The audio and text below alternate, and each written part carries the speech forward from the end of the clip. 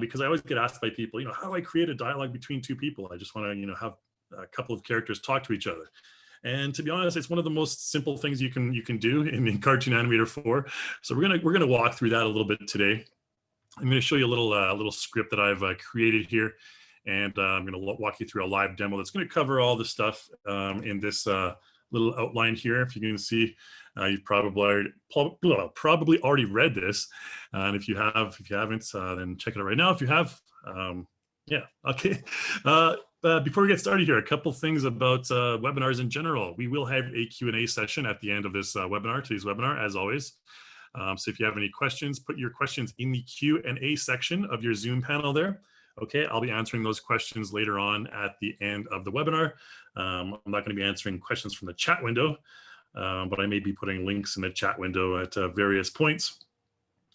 What else? Yeah, we are going to be sending this also is being this is being recorded, by the way. So if you miss anything, if you have to take a bathroom break or whatever, no worries. You can always review it later on your own time. We'll send you a YouTube link and you can view it on our YouTube channel. As always, we are going to be sending out a survey as well at the end of this webinar today. So make sure you fill out that survey, and we'll give you a 10% discount from the content store as a little reward for that. So make sure you get that taken care of. We'll email that to you guys at the end of this webinar. And also all the content that I'm going to be using in today's webinar, we're going to be zipping it up and sending it over to you as well. So if you want to deconstruct the scene on your own time, you're more than welcome to do that with all the content that we have. Now, keep in mind that some of the content I'm using today is paid content. If you haven't purchased that content, it will show up with a watermark on your screen. So just a little bit of annoyance there. Just keep that in mind. Okay, what else have I yet covered? I think that's about it. We have a couple things to announce here. Content Store Weekly Special. So we have this really cool Buddy Plaza content pack, $49 to $5. Get it while it's hot or cold in this case. It looks pretty cold. Yeah, this is our weekly content special. I recommend saving this URL just so you have it and you can check back every week. Updates every Wednesday morning in North American time, depending on where you are in the world. I'll throw this link in the chat window for you guys. Where is it here? Here we go.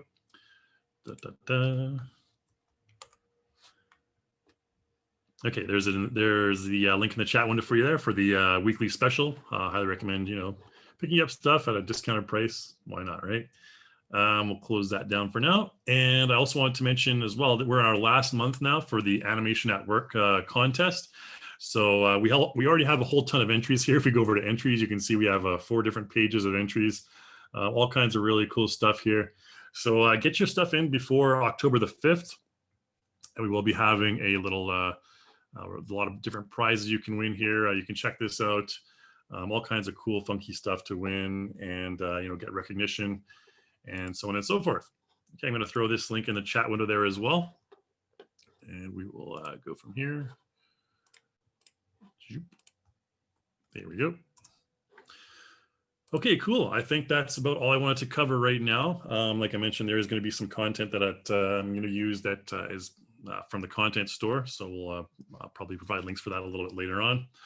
But let's get started. So I'm going to be sending you a zip file with all this content, all this content in it.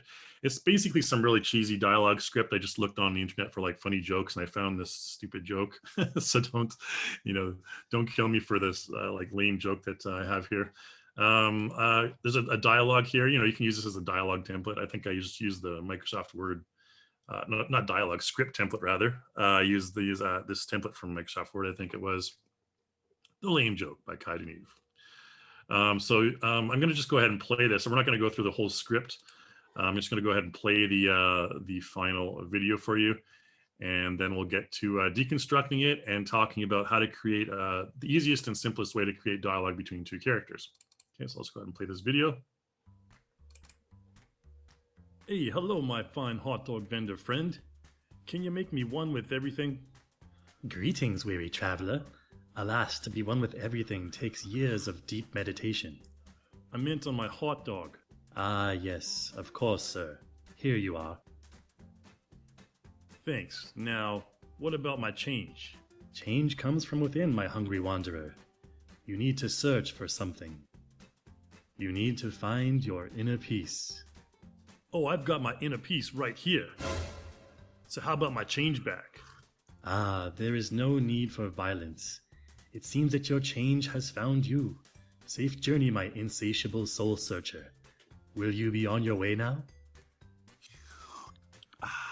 Nah, I'ma stay. All right, so cue the wah wah. Anyways, whoops, I just closed down something else. Oh, there we go. Chrome. All right, so really cheesy dialogue. Again, just two characters going back and forth with some kind of nonsense. What we're going to do is we're going to talk first about kind of just having our character walk up to one character and saying hi. Very simple stuff. We're just going to start from the beginning here. So we're going to start from start from scratch and build it up and go from there. And we're also going to talk about how you can, I mean, it's obviously very unhygienic to pick up a hot dog with your hand and hand it to someone else like that without gloves or whatever, but they just did it like a handshake. And also talk about how to pick up a coffee cup. All right, that's okay. It's not that tricky. It's actually quite simple. Okay, let's get started with our character. So if we look at our dialogue, we have a brief camera zoom in. Okay, we'll talk about the camera zoom a little bit later on. And very simple. I think we talked about it briefly in the last webinar. But the customer walks up to the vendor and says, hello there, my fine hot dog vendor friend. Make me one of everything. Okay, so we need to accomplish that. That's the first thing we're going to do. So at frame 1, we'll just go ahead and have our character walk up to the vendor. Very simple to do. Go to our content manager. We're going to go to animation, under motion, under G3 human. We have the elastic full side. I think almost every default folder that comes with Cartoon Animator 4 has a move folder, move subfolder, and they all have walks in them. So the elastic full side, Turner's mail, basically everything else has walks in them. So you can go down to the bottom where the W's will be. And if you want to be really detailed, there's 3 walks. There's walk 1. You can see there's an S beside it. There's walk 2 with an L beside it, and 3 with an E beside it. So the S starts for start, or stands for start. The L stands for loop, and the E stands for end. Okay, so let's just do one of each. So walk 1 like this, just apply it to our character. He'll begin to walk, and then just apply. I'm going to press F3 to go into the timeline so you can see these apply at the same time here. So I'll just close everything else down here. And I always make sure I have this object related track selected. I say this at almost every webinar. So whatever you have selected will pop up. And go to our motion track. So you can see it applied the walk 1S, the clip right there. And then we'll just apply walk 2L right after that. Okay. And maybe he'll take 2 walks. So we'll just apply that again. Right, and then finally walk end. This is just basically where he stops his walk and stands. Okay, so very simple.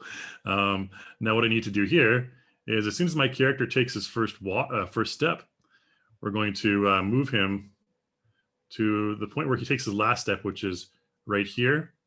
And that's going to be the last position that he's going to be, his last step. Okay, so we're going to move him forward like this, whatever. Okay. And you can see if we open up our transform track, we have a keyframe right here. When you move your character physically on the screen, it'll always show up in the transform track like this. Okay, so now take a look at the beginning here, something that I want to avoid. You can see he's kind of sliding at the beginning, and we don't want that. So what we want to do is we want to copy this first keyframe, right click it and copy it. And we're going to paste basically right here, okay, where he starts to reach with his first step. So we'll paste it right there. And now, there you go.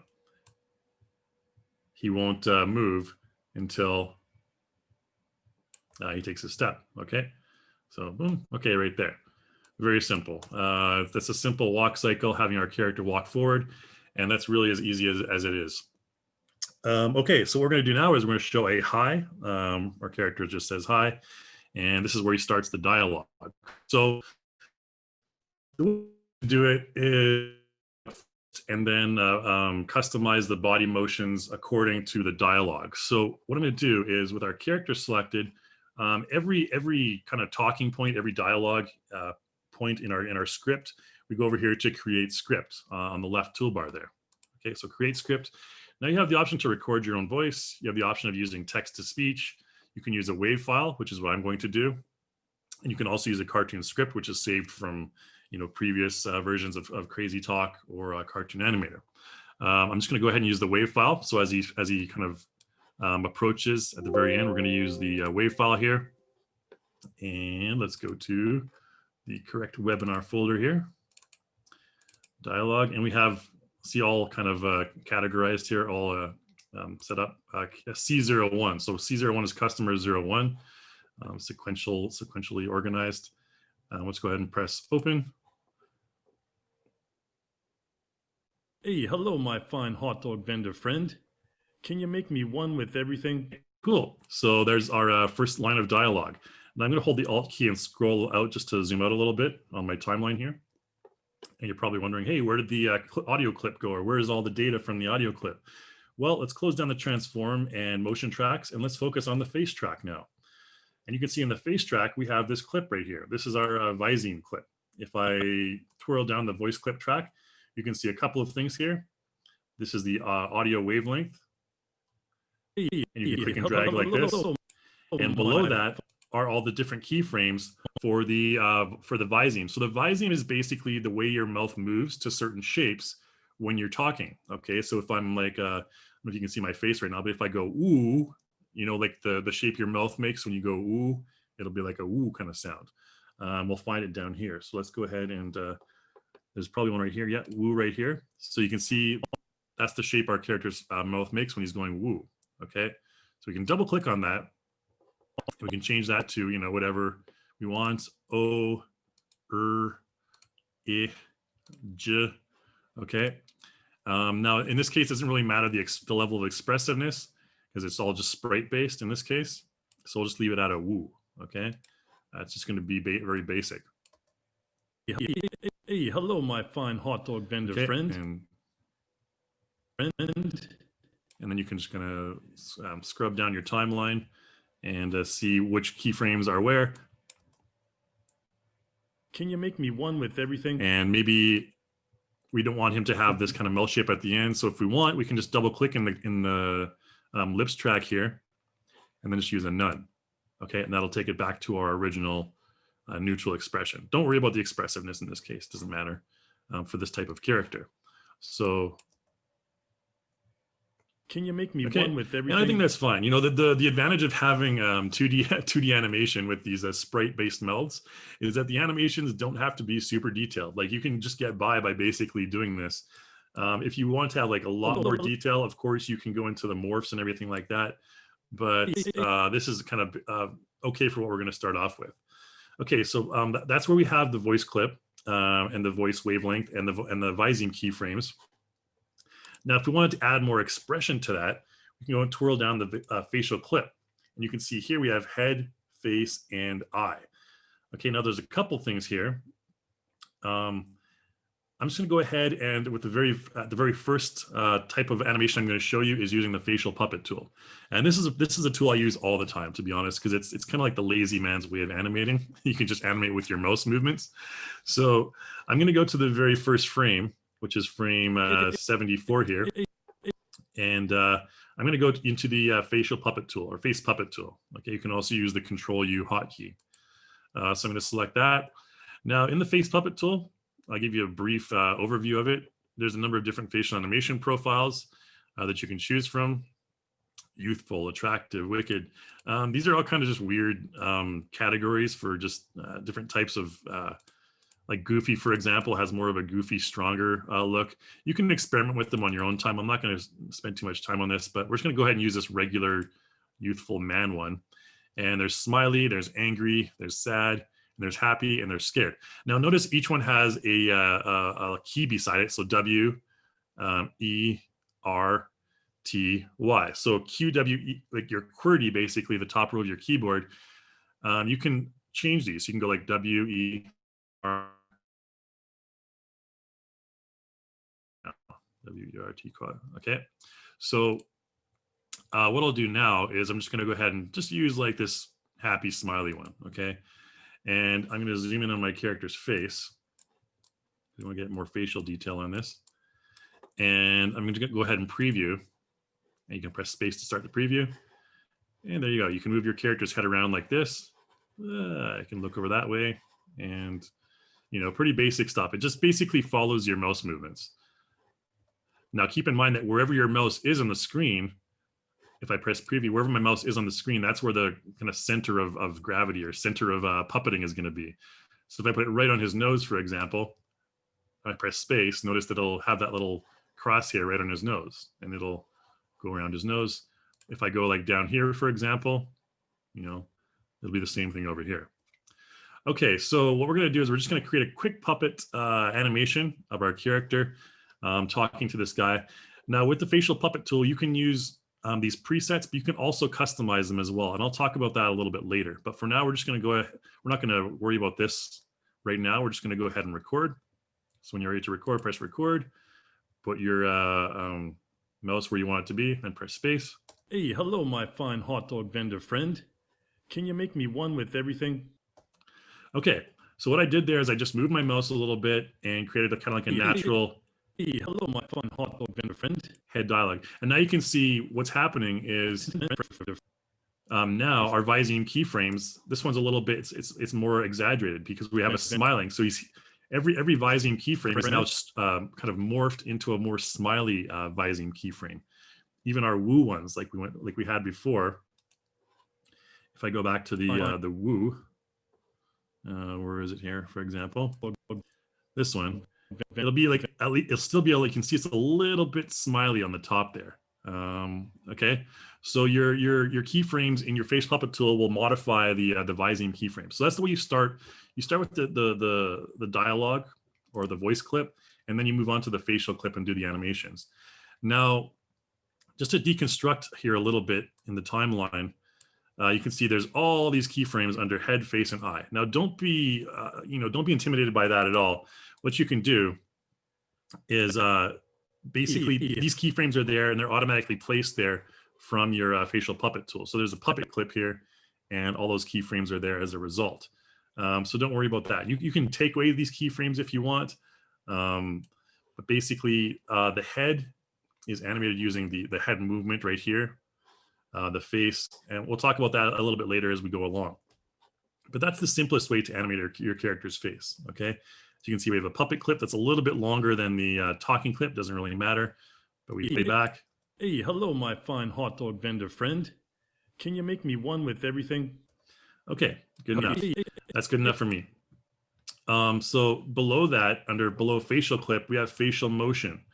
Okay, now this is something we're going to talk about in the next part here, but I'm just going to leave it like that. And what I'm going to do to complement my character's talking, we're going to use just a motion clip. So let's go over to animation, and I think this one is in Elastic Folks. There's like a high one. CFGH should be, maybe it's in emotion. Maybe it's in the Turner's mail here. There should be a high one somewhere. Now, unfortunately, the thing that we're going to fix about Cartoon Animator in the next version is I can't really search for any of the clips that I want. So if I want to search for high, I'd have to find it somewhere here. But I think this underperform maybe. G3. Nope. It should be a very simple one to find, but they didn't write it down here where I put it. Perform maybe. Okay, this is a sit high. All right, we'll just use a sit high since there's a stand high. Okay, there it is, under perform. So let's go ahead and do that. Apply at the very beginning as well. So we're gonna just double click and have our character do the high. Hello, my fine. Okay, so, and that won't show up in the face tracks. That'll show up in the motion tracks here. Okay, so now we have this high right here, and you can see it's fairly fast. Hey, hello, my fine hot dog vendor. If we want it to last for longer, of course, we can make sure we toggle on speed and just stretch it out like this and make it a little bit longer. Hey, hello, my fine hot dog vendor friend. And another cool thing we can do is if we want him to have his hand up for longer, what we can do is we can break this clip. So let's go ahead. Hello, my fine. Right about here. Maybe see we want to kind of linger on that wave. What I'm going to do is I'm going to right click on my high clip and break it. Okay, now we have two high clips, and I can move the second one a little bit further down. What's going to happen is now the hand will stay up for a longer period of time. So you can see like this. Hello, my fine hot dog vendor friend. And it'll go down. And then we can, stretch this one out as well if we want the descent of the hand to be a little bit longer. Vendor friend. You can just kind of modify that. So that's the cool thing about motion clips is you can cut them, you can break them, you can time warp them and all kinds of stuff. And it ends up being a totally different motion in the end. You can customize it in many ways. Hey, hello, my fine hot dog. See, for example, I wanted the hand to be up a little bit higher, closer to his head. For example, I could do that. The way I do that is by going into the 2D motion key editor here. And all I need to do is just select my character's hand. And actually, we'll go ahead and select the selected part here and select the hand and select set key. Okay, so you can see that adds a keyframe on my right hand transform track. And whoops, we have the wrong hand because our character is actually flipped. So let's do the left hand too. It doesn't really matter, both hands. Okay, so left hand is right hand is left hand. I know it's confusing. So when he reaches the pinnacle of his hand raise, we can just raise it even higher, like this. Now, the problem with that is it's going to add keyframes in other tracks too. Possibly. It doesn't look like it has in this case, luckily. Okay, so just raise it a little bit higher. We can raise it even like high like this. Okay, so if he's like really excited about his high. Hot dog vendor friend. Okay, but then we have to take it back to the original position that it was. Okay, so as it lingers up here, when it comes down to the regular position, now it'll end up over here. So what I want to do here is I'm going to add another keyframe under selected body part right here, just like that. You can see it adds in the transform track and also in the individual track for the left hand. And as it comes down, we need to go ahead and press reset selected part. Okay, so reset, basically what reset does is it takes it back to the default position of that clip.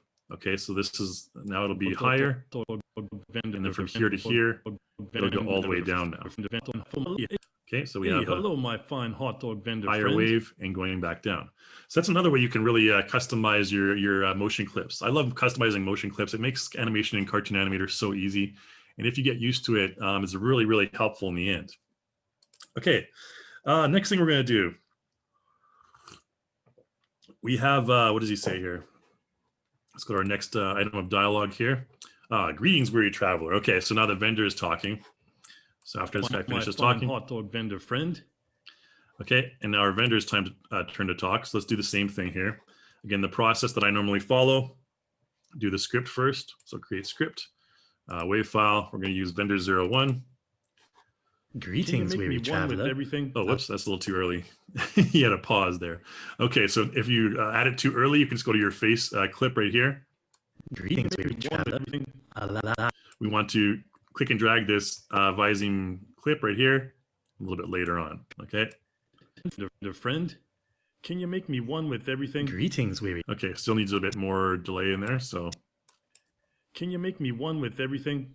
Greetings, weary. Okay, so we have that greetings, weary traveler, and again, I can use the same facial puppet tool here, but I'm going to use a slightly different process. And what we're going to do now is we're going to use the motion clips, or not motion clips, rather, we're going to use the face key editor. Okay, so face key editor here, you can also press Control K. And that should load up. Okay, so in the face key editor, there's a few things to pay attention to. There's a morph section, which we're not going to deal with right now.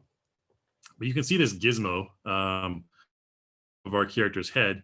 When you're in the morph tab, or in any tab really, that gizmo will appear. Now, if you mouse over that gizmo, what you can do is you can just click and drag, and you can rotate your character's head like this. Okay. Now, I don't recommend you really using this one too much because it's just much easier to use the facial puppet tool to make your character's head rotate. So, I mean, in the morph track for this particular character, it's sprite based. I'm not going to morph too much of anything. So we're just going to go on to template. So the first thing we're going to do is now we're done with the facial clip, basically. We're not going to use a facial clip in this case, but I'll open it anyways just so you can see what happens. And let's make it a little bit larger. So before he begins talking, we're going to add a neutral keyframe for our expression. So these are expression templates. And there's everything from happy to angry to fear to surprise, you know, whatever. I'm just going to go ahead and in the happy one, I'm just going to double click on neutral. And what that's going to do is you can see that it adds a facial clip. It adds a clip in the facial clip track. Now, this doesn't really do anything. It's just kind of there as a placeholder. And don't worry about that too much right now. Just worry about this one clip or this one keyframe here under face. Okay, so, and in the face motion track, we'll talk about that a little bit later on, the face transform, sprite, and deform. Now, what I'm going to do is from this, so after the first character finishes talking, his expression is going to change from one of like, he doesn't care, neutral expression to a happy expression because he recognizes this guy coming up to his booth and maybe he'll be happy. Okay, like this, you know. This character, we can probably even change his head since his, you know, head is fairly not expressive. So I'm going to go back actually into the composer mode here, or we can actually just take off his beard possibly too. The man bun, is that going to take off his beard? Now he looks really weird. Okay, we'll just leave that on. I'm just going to replace the head because I want to show more of the facial expression here for a different character. Oh, we have the man bun selected, not the head. Not the character, rather. So street artist, let's go to composer mode. Continue, no worries. And I think there's one that's good to replace. Let's go to our content manager, over to heads here. And under head, I'm going to just choose this this 360 face tool as a new content pack. And there's a pretty cool sample head in here I think would be suitable for this guy. Looks pretty similar anyways. Where's that old man dude? Alfred, here we go. Okay, we'll just double click on Alfred. Now the style might be a little bit different, but I think his expressions will be a little bit better and less covered up by the beard. Just try to ignore the, I don't think I have the lower here, nope, for the body, but we can even just, no, it's not gonna show up here. We'd have to change the entire actor. Maybe, yeah, okay, here's Alfred. We'll just replace the whole character just because it looks weird, that head with this body. And it's also nice to see different types of characters, how they animate as well. Okay, we'll just go back. Okay, a little bit shorter. Let's resize him at frame 1. Let's make sure that he's relatively reasonably sized. So frame 1, let's just resize him. Okay, that's good enough. Okay, so we'll play back. Hey, hello, my fine hot dog vendor friend. Can you make me one with everything? Great. Okay, so you saw the kind of change in expression there a bit better. And that's kind of what I wanted to show. So with Alfred selected, let's go into our face track rather. And zoom in here. And okay, so we have that face clip track right there. Let's open it up. And you can see from here to here, from this frame to this frame, you'll see a change in expression. Almost looks like he's suspicious, but it's supposed to be happy, okay? So at that keyframe, we can go and change that to different expressions. Face key editor, we can change it from like to this happy or this happy.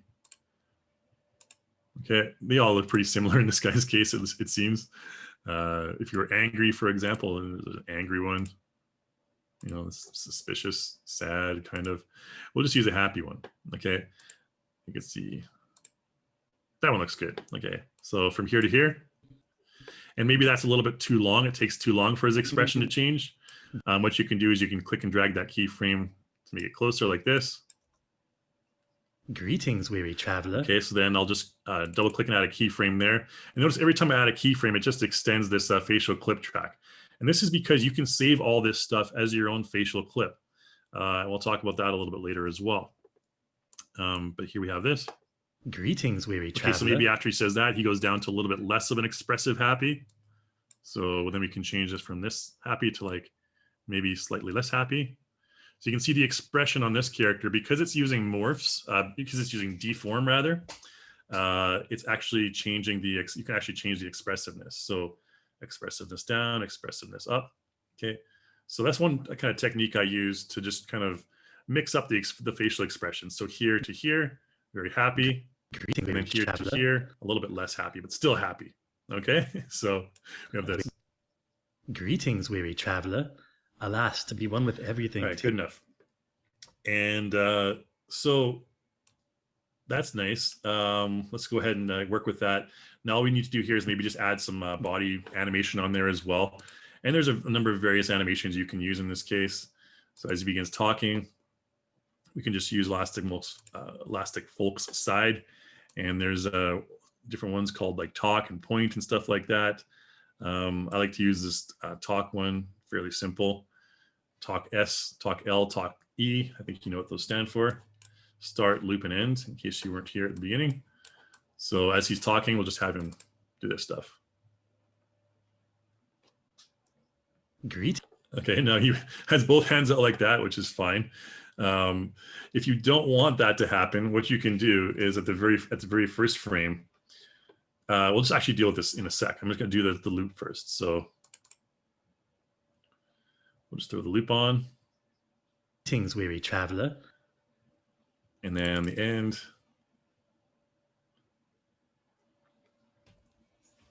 Okay, so let's go to our, close on our face track quickly and go into our motion track. And you can see we have talk 1, talk 2, talk 3. So what I'm going to do is at frame 1, since I don't like his left hand coming up there, what I'm going to do is I'm actually going to right click on my clip at the beginning of frame 1 here, or at the beginning of the first clip rather, and I'm going to go to remove motion. And I'm going to remove the motion from my character's left arm, left forearm, and left hand, and go ahead and press remove. Now that's going to remove it. It's going to kind of put it out like this in a default position. That's fine.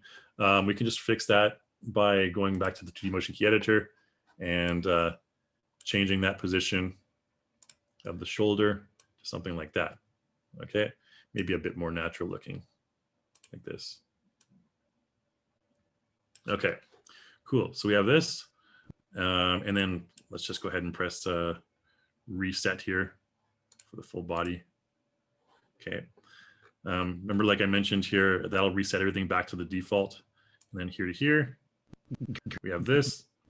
And so our character is. Greetings, and then weary traveler. The problem is for the second part here, since it's a separate clip, it's actually moving the left hand again. So just repeat the same process basically. Right click, remove motion, and remove it from our characters. Where is the left hand? Forearm hand, remove. Okay. Now this will remain stationary because we have this clip that it depends on. Okay. Now it's hard to explain, but basically when you remove the motion from that clip, it's going to default to the default position that your character was at before that clip. So in our case, his position was a little bit different. So that'll stay like this. And we'll need to do the same thing for the third clip. So just right click, remove motion, and left arm, forearm, and hand. Close. Okay. So now we have this. Whoops, let's play back. Greetings, weary traveler. Alas, to be one with everything. Okay, so we have that kind of cool, just like really quick gesture. Now, another thing we can do is if your character stops talking or stops gesturing, and you're like, I don't want to keep on repeating that same motion clip. It seems a little bit weird. What I always do is I always use my head puppet tool without any facial expression, just with the head rotation to create sort of the illusion of your character talking and you know, bringing him more to life. If you pay attention to a lot of 2D animated cartoons, in fact, their bodies don't animate a lot when they're talking. A lot of the time, they're just kind of sitting there, and their heads are moving, and their mouths are moving, but their bodies are kind of remaining stationary. So how about for the rest of this facial clip, for the rest of this clip, what I'll do is I'm going to go into my head puppet tool again, or face puppet tool rather. And then we're going to just basically go up to here and select clear selection. So basically there's no template we're using right now. We're not using any of these facial animation profiles. I'm just going to select head movement, rotate head, and 3D movement. And then if I preview, what's going to happen, it's basically just going to move my character's head like this, okay? Only the head. The expression doesn't change. Nothing else changes. It's only moving the head. So for the rest of my his dialogue, I'm just going to go ahead and record some facial kind of tilting, all right? Alas, to be one with everything takes years of deep meditation. Okay. No, all I did is just move my mouse up and down a couple times, but we can have a result like this. Alas, to be one with everything takes years of deep meditation. Okay, so just kind of adding on that little extra, takes 2 seconds, a little extra head rotation creates a much more realistic and engaging character animation. And then we can just, go on to the next step. So the next dialogue here is, I meant on my hot dog. So he's going to look at it, basically point to the hot dog. And I'm going to show you in this case how to do a really quick keyframe body animation. Alas, to be one with everything takes years of deep meditation. Okay, so then this guy says, I meant on my hot dog. All right, so we have to select the character, and we go over here to 2D Motion Key Editor. And we'll actually just add a script first, okay, using the same process. So create script, wave file, and this is customer 2.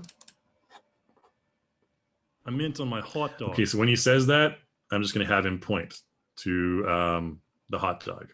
All right, so we'll go to the face track. You can see right there. So from here to here, I'm just going to go ahead and use the 2D Motion Key Editor. And we're going to add a full body keyframe. So this time I'm going to select full body, and I'm going to select set key. And that'll add a basically every transform track. It'll add a keyframe too. And we can have him point with his right arm or his left arm, doesn't really matter. Let's try his left arm here. Maybe from frame 397 to frame 401, he's pointing. So just like this, like that. And he's gesturing towards his hot dog. Okay, so we have this left forearm. I meant on my hot dog. If it's too fast, you can kind of just click and drag and stretch it a little bit more. I meant on my hot. And it's pretty good, but actually it's still a little bit too linear. So what you can do is you can actually right click on the second keyframe, and you can use a transition curve. So a transition curve basically just makes the movement from one point to the next a little bit more natural. You can kind of adjust the level of movement from one point to the next.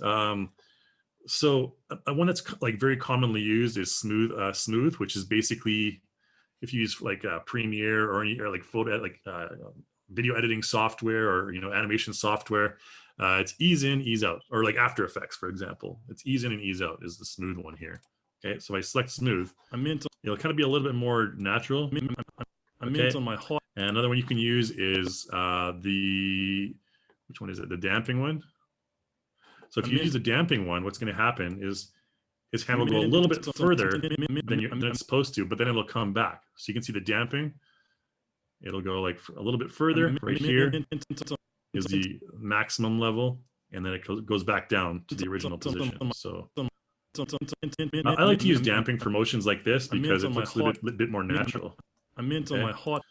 And with stuff like accelerate and decelerate, for example, you can adjust the strength, but I'm just going to use damping for this one because I think it looks the best.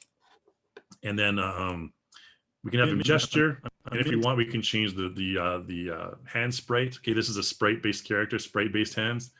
So we just go over here to sprite editor, and have our hand selected on our character. And then we can change this to point or 7, whatever you want to call it, or 1. Okay, I think 7 looks better in this case. And you can see that opens up the left hand _S track, which is for sprite. T is for transform, by the way. So here it'll change to a hand or change to a finger. I meant on my hot dog. Right here. And then maybe as his hand comes back down, we can switch that back to like a regular hand. So let's use the left hand transform. We'll click on this clip right here, or this keyframe, and copy it. Hot dog. And we'll copy and paste it over here. So that's the extent we want his point to last for. And then I'm going to take the original keyframe, right click it, copy, and paste the original keyframe over here. Okay, and it should pop back into position. But if it doesn't, then you can just go ahead back into your motion key editor here and just reset the selected part. This one. There you go, back into position. Okay, so then we have this. I meant on my hot dog. This keyframe should be as long as this. It is. We may have to use the. Oh yeah, it's going to be all the arm ones here. So left arm, we have to do the same thing. That's probably why it didn't work. So left arm. Sometimes it'll require you to do all the arm keyframes. So this left arm. Mint on my hot dog. And right hand.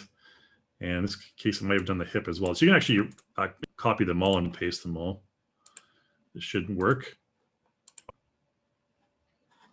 And I'm not sure why. Oh, this forearm here, that's why. Copy his forearm and paste it. There you go. Now it's back in regular position. And don't worry if they're not all uniform. Actually, it makes it look a bit more natural and organic if the keyframes are not, all lined up. So, for example, in natural motion, when you're moving your arm, if I'm reaching up to grab a cookie jar on the top shelf, the first thing that's going to move is my upper arm, and then my lower arm is going to stretch out. So it looks weird if you have them all lined up at once here. So it makes it a bit better if you kind of have something like this. I meant on my hot dog. Okay. So I meant on my hot dog. And then when he comes back down, let's just use another transition curve. Something like damping would work fine again. Okay, so you can see here it just goes like that, kind of bouncing. And we want to change our sprite as well. So sprite needs to change. So we'll go over to the sprite editor. And then what I'm going to show you next is how to kind of customize sprites on your character's hands. So right after this here, because every character, traditional characters will have a sprite library of different hands. Let's just replace that back there. You can see in the left-hand sprite track, it goes back to normal. It's on my hot dog. Okay. I meant on my hot dog. And of course, if we want here, we can add the old face puppet stuff again as well by going to face puppet and just using the head movement only and just record. Maybe he's kind of gesturing his head towards the hot dog. So I meant on my hot dog. And then we have that puppet clip. I meant on my hot dog. Okay, good enough. So you can do the animation really easily using just mouse animation. So I meant on my hot dog. I said, yes, of course, sir, here you are. Okay, so we have to do the handing of the hot dog from the vendor to the dude first. And the positions are a little bit off. I'm going to move this hot dog a little bit closer to the vendor so you can actually reach it. Let's remove the object animation from the hot dog first, which is what was on there. This place has probably been shut down for health violations multiple times by just having old hot dogs sitting on the counter there. Okay, so anyways, we're going to have the vendor reach out to grab the hot dog, and I'm going to show you linking to an object. So let's go ahead and play back really quick. Hey, hello, my fine hot dog vendor friend. Can you make me one with everything? Greetings, weary traveler. Alas, to be one with everything takes years of deep meditation. I meant on my hot dog. And so here it's going to say, yeah, yes, of course, the vendor. So we'll just do that script. I'm not going to spend too much time on the other stuff. Let's just throw that in there. Ah, yes, of course, sir. Here you are. Okay, so as he's saying that, we're going to have him reach over and grab the hot dog. And we can do this in a variety of different ways. I'm just going to use the motion key editor rather. So let's select that. I always add whenever I add a manual animation, I always make sure to add a full body key. So just press reset. And of course that arm will pop out. I think that's a bug actually. We'll just leave it like that anyways. Okay. Yes. Okay, so let's just add let's try and do another full body key there. Okay, fine, that worked. And then from here to here, I'm going to have him kind of reach forward and grab that hot dog. Now, there's a couple ways you can have your character reach forward. I'm going to lock my character's feet since we're going to do a slight hip animation. I'll show you quick if I don't lock the feet and I want to move my hip and I try to rotate my character forward, he's going to rotate like this. Okay, almost like he wants to eat the hot dog with his mouth. So obviously that's not what we want. I'm just going to Control Z and undo that. And we're going to have our character, we're going to lock the feet like this by pressing on these lock buttons right here. And look what happens when we lock the feet and now we rotate the hips forward. Now our character will use human IK to move like back and forth, just like this, okay? Just make sure it's not too far, but you can also rotate it slightly like this. You can move it slightly forward as well. Okay, in this case, he's kind of buckling his knees. Sometimes it just pops back into place if you don't. Okay. This knee needs to be forward. We're going to have to manually do this a little bit. There we go, just like that. And you can also select keep bend direction as well. If you want your character's knee to keep bending that direction. So if I select that right now, and then I select my hip, you can see it'll continue that direction regardless. Okay, that's another little quick tip there. Okay, but the point is we're going to have the guy moving forward, reaching for the hot dog. Looks like it's pretty good distance, thankfully. All right, and now let's see here. We'll just pretend like he's, just for sake of time here, since we only have about 12 minutes left, we'll just pretend he's picking up with the back part of his right hand there, okay? So, okay, cool. Let's just go ahead and do that. Of course, sir. So we grab the hot dog. And at this point, what I want to do is I want to have this hot dog, let's close the 2D motion key editor here, have the hot dog selected, and we're going to go link. So we're going to select link right here. And we're going to link it to our characters to this dude's hand. Okay. So now the hot dog is actually linked to his hand. So if I take my character and I adjust the position of that hand, wow, it's like he's Spider-Man with the hot dog stuck on the back of his hand there, okay? We could just easily do it with the left hand, which would make more sense, but okay, we'll just kind of keep it this way for now. So grabs it, and then maybe up here we'll have him move a little bit further back, just like that, and the arm will kind of come down. And then, so of course, sir. And then we'll have him, we'll set another key here for the full body. And then we'll go over here.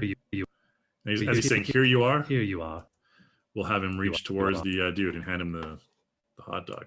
Okay. So this is kind of like a really unhygienic way to give someone a hot dog. But here you are. Okay, so here you are. And at the same time, our dude's going to reach forward. And he's going to grab the hot dog. So here you are. Right here, we're going to add another set key for the full body on this character. And then he'll reach forward just like the other characters. So you can see here, if you move the chest forward, he'll be like, not something you want to do. I didn't realize I had the chest selected instead of the hip. Hip rotating a little bit. Oh, need to lock the feet there. Again, Control Z that. Lock your feet. Let's just move it a little bit forward here. There you go. He doesn't need to move that far forward, but And we can even just take this stretch bone here. Let's take our hand and move our hand further back, just like this. There we go. The handoff. We'll call that the handoff. Here you are. Okay, so he's grabbing the hot dog. And now at this point, we want the hot dog to switch hands. So we're going to select the hot dog. We'll close this down. And actually, we can do the animation first as he returns back to normal. Let's just go ahead and do this. So what I'll do is I'll just select the all the keyframes that I've modified here. So you can click and drag and select all these keyframes. Well, let's select these ones first. Copy, paste here. Sorry if I'm doing this a bit fast because I just want to get through this to the next part here before we end off the webinar. But it's I'm kind of just repeating the same process as always. You are. And he'll go back. Maybe it's a little bit too fast. You are. And back here. And then at this point, what we want to do is close this down. And here we're going to change the linking on the hot dog. So if we select the hot dog here, we go into the link track, you'll see that we have this link that was established right here. You'll see the little keyframe right there. Here you are. And here is where we want to change that link. So now we'll select the hot dog, make sure it's selected and go link. And now we're going to select this dude's hand. Okay, you can see it adds a keyframe right there. And now it will go back with his hand. So that's how you can hand off stuff just using links. Okay? Here you are. And you'll say thanks. Pause, sir. Here you are. Okay, and now because we're a little stuck for time here, what I'm going to show you is we're just going to have the character. I'm going to show you how to grab a Starbucks cup. Okay, because I get asked this a lot, and it's a very common question. So, say for example, there's no more dialogue. We're editing the script. We're going to have this dude just like randomly grab the Starbucks cup. Okay, so we can actually use those same animations that we had earlier. Let's go into the motion track. And you can see there's the transform keyframes. In your motion track, the transform keyframes kind of act as a dope sheet. They kind of act as overall keyframes for all the animations in most cases. So what I can do here is, whoops, let's close that down. Let's copy these transform keyframes here again, the reaching ones. And let's have him, no, actually, we're going to have him reach with his right hand. So, okay, let's just add a keyframe right here. Set key for full body. Okay, you can see it adds a keyframe right there. Let's just have him reach over and grab that Starbucks cup. So feet are locked, hips move over. Torso maybe moves over a little bit since he's reaching further a little bit. Okay, and then we'll have him reach forward with his right hand. Is he going to reach it? Almost.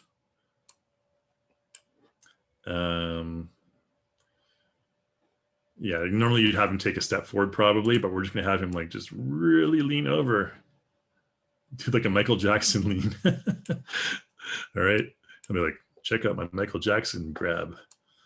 And yeah, so over here, so he's gonna grab that cup in his hand there. And the way that you for sprite-based characters, the way you grab stuff is you actually need to take your character and your sprite both into Photoshop and create a brand new sprite. So I've kind of already done that, but I'll show you the abridged version of how to do that really quickly. I do have it, and the hand sprite is included in the package I'm going to give you here. So what you want to do is you want to take your character and send them into Photoshop. So let's send old what's his name here? Elastic Dude. I don't even know what his name is. Don't worry about that. That's probably one of the coolest coffee grab leans I've ever seen. And then just basically send him to Photoshop. So go to launch PSD editor. Don't worry about that stuff. You want to make sure you have the body in there. Head doesn't really matter. And then we need to change his hand.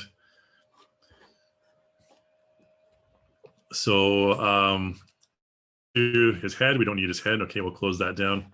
The body is the one we need. So we need to go into RL image, which is where all the images for your hands are. And in this case, we're actually dealing with the characters. Let's see. It'll be left hand, right? And just to make sure, let's go into, yeah, left hand. Okay, so in Photoshop, then what you want to do is you can basically make everything else invisible. It doesn't really matter, just to kind of focus on the one hand here. Let's just zoom in. Oops. Using different applications with different zooms. So what we need to do here is basically add a sprite. So I can take this relaxed, let's see which, there's a grab one here somewhere, I think. Reach. This one maybe, or this pat one maybe. No, not that one. Or pick. No, I think the reach one's fine. Okay, so what we're going to do is we're just going to duplicate this layer, okay? And we'll call it Starbucks. And then I'm going to import in my Starbucks cup, which I just have as an image. Or do I? We'll just load up the cup anyways. Okay, get rid of this layer here. So we'll just copy this. Whoops. I'll just Control-C, Control-V it. And we're going to place it in our character's hand. Like this. Now you're like, oh, darn, like the thumb won't go over, the finger won't go over the thumb, yada, yada. So what you got to do in this case is, basically you can take this whole area here. Let's just select it. What's the easiest way to select this here? Maybe using a lasso tool. Cut this whole thing off.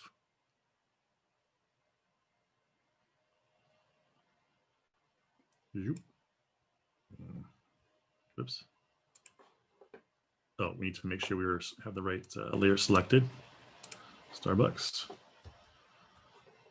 And then place our Starbucks cup here. And then paste it on top. So I'm just Control-C, Control-X, Control-V there. And then make sure this layer one is on top of the prop there. And well, something like this. And then we can probably just, I don't know, I'm doing a really terrible job at this, but you get the point. Basically what you want to do is you want to, we'll have them make me grab it like this or something. Well, I don't know, nothing looks good here really. I think we're in a quandary. Anyways, I think you kind of understand that even though my dimensions are totally off, you kind of understand what I'm getting at there. And then we can probably erase some of this. I don't know, so it doesn't look so weird.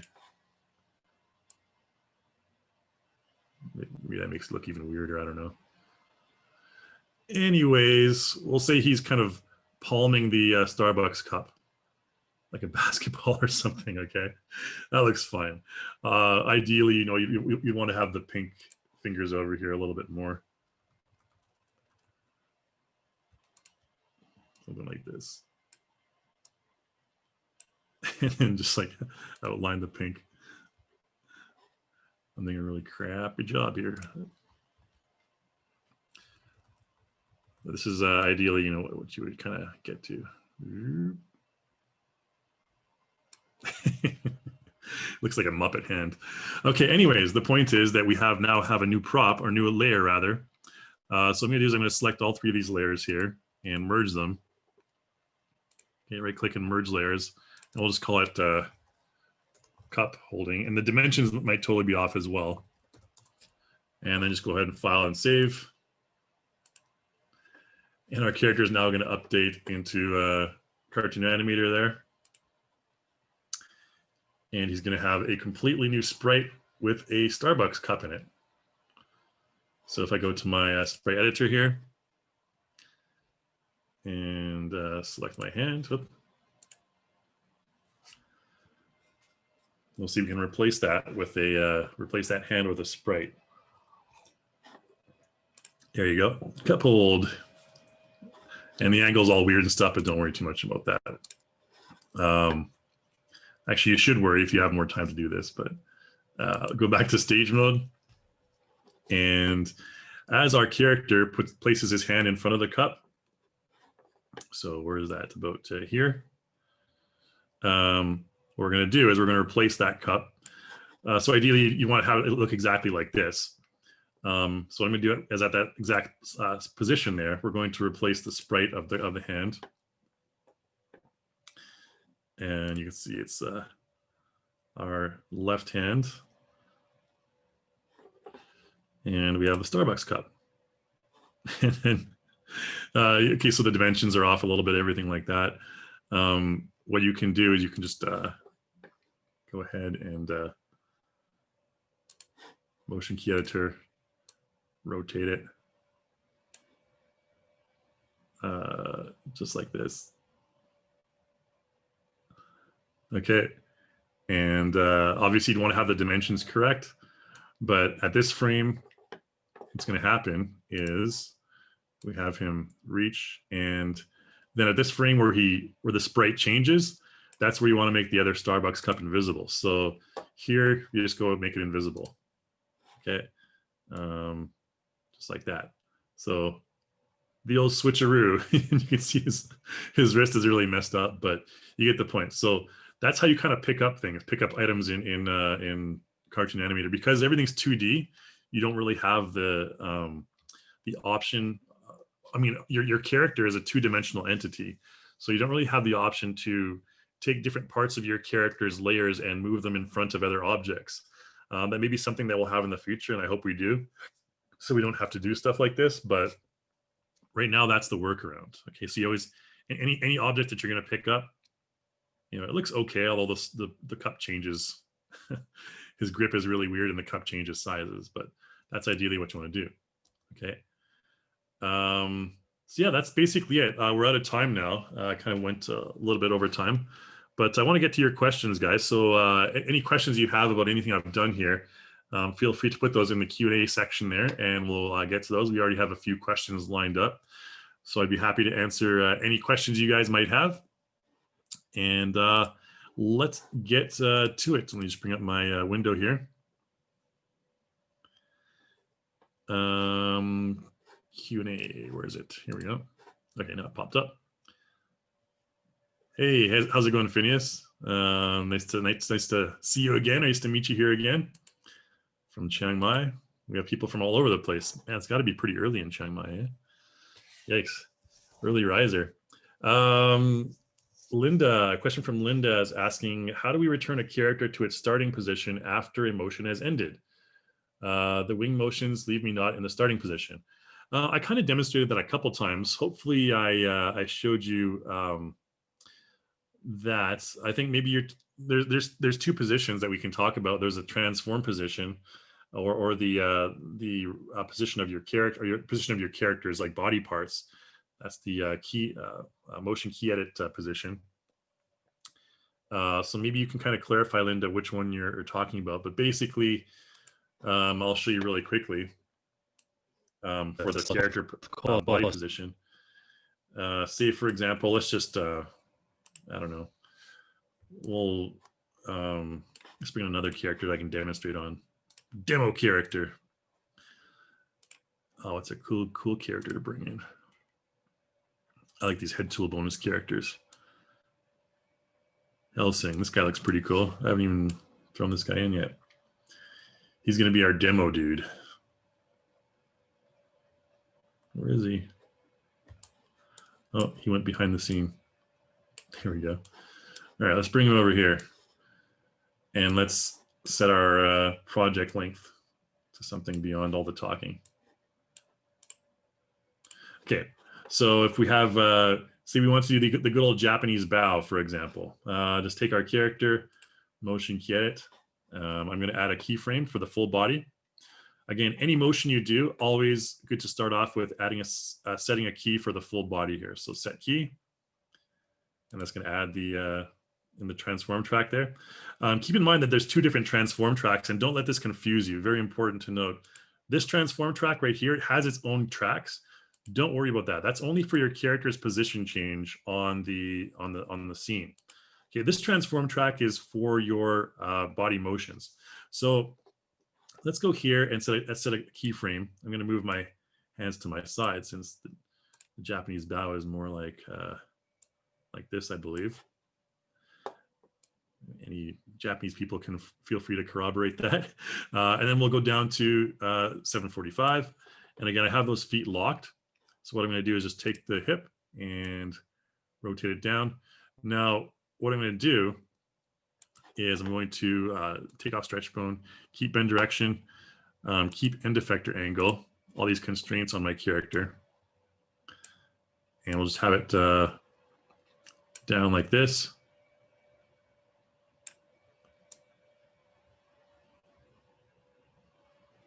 To make sure that we need to have stretch bone on here actually. Let's take off those other ones. Take the foot down. So we do need to stretch the foot a bit. Okay, so from here to here, let's make sure that foot is actually in the same position. Okay, and again, that's achieved by using a stretch bone. So your character's leg can stretch. So, and maybe his leg is still moving a little bit upwards. So just like that. Okay, good enough. So he's bowing down like this, and maybe his head is a bit forward. There's a very respectful bow. Okay, so, and what I would want to do is here, I'd probably want to use, like in my transform keys, I'd probably want to use a transition curve again here. Let's do something like the damping. Okay, so we can demonstrate the damping again. So he'll go further down, and he's supposed to, and comes back up a little bit. So notice I did that on the transform track and not on the other tracks. Basically, the transform track is going to modify all the other keyframes that are on this frame. So anything on frame 745, it's going to apply this damping to all those other keyframes as well. All right, so keep that in mind. This is kind of like the master keyframe up here. So he'll bend down. If you want to do something like a end and a bounce, it doesn't really work too well in this case, but you can see he'll kind of like bounce boom at the end. Okay, something like the smooth. Okay, decelerate. Decelerate with a high strength is going to be quite significant. Accelerate. Okay, so like really slow and then whoop. Okay, so start off very slow, whoop, really fast. So that's the transition keyframes. I like messing around with them. Sometimes it gets out of hand. All right, anyways, let's use that, damping. And then, okay, so he's like, man, how long do I have to bow for this guy? We just basically take that, right click on that transform keyframe, copy it. And again, keep in mind that this is going to paste all of these other keyframes below it as well. So we'll have him bow for, I don't know, 20 frames, okay? It's a long bow. So we'll paste that here. Again, it adds all those keyframes down here. So the transform keyframe is the master keyframe. So, whoop. And then when he wants to come back up, then we take this transform keyframe, copy it, and paste it. Whoop. Now he's back up. And again, all those other keyframes are pasted there as well. So then again, we can take that transition curve and do another damping. Cool. Okay, so we have him bowing, returning position. Okay, good enough. His leg has a little bit of a backwards bend there, but we'd probably want to, if we pasted that, we could keep the bend position, but we'll take care of that later. Okay, I think that should cover that question for you there, Linda. If not, then feel free to let me know. So Linda asks, can we edit a motion to end it in the middle of its motion if you want to stop it in a certain position? Okay, so I'm going to add like another layer onto this just really quickly here. And the way there's a couple ways. So see, I really like this. I like this kind of bow. I want to keep this bow. A way you can save that is go into your collect clip track here and click and drag and copy it, or so rather right click, and you can select add to action menu. Okay, and that'll add it to your character's action menu. We'll call it bow. Okay, and then zoop. Okay, so then what I can do at this frame here, and I'll show you the difference between the keyframes and everything else. At this frame here, what I can do is right click my character, go to action menu, and there's my bow. But now notice it shows up as a clip in the motion track. Now, I mean, that's an easy way just to save your motions to your action menu, and I highly recommend doing that. When you save your character, it'll retain all those motions in the action menu, so you can have a huge library of actions for your character.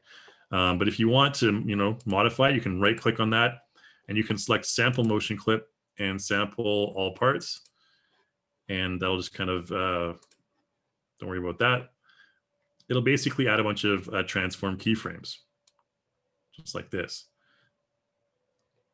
Okay, and those transform keyframes are essentially the same thing. Like if I, the only keyframes I really need are these ones. So this one right here. So all these ones we can delete basically.